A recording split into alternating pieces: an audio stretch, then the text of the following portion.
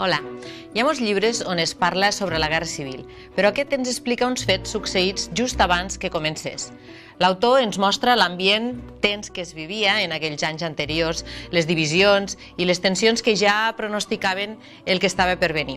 El protagonista, Robert Duran, ha triat com a destí per a fer de mestre un poble lleidatà. Vol allunyar-se de Barcelona i dels records del passat.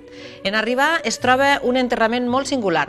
Tenim un mort des del principi, un suïcidi, segons la gent del poble, però el mestre sospita que tots amaguen el que ha passat realment.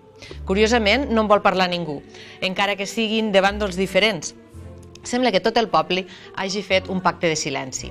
És una novel·la molt completa on hi trobarem una mica de tot. Hi ha un crim, és força històrica, ens parla de política, de l'intent de reformar la pedagogia, de com es vivia als pobles. És un llibre molt treballat i ben documentat.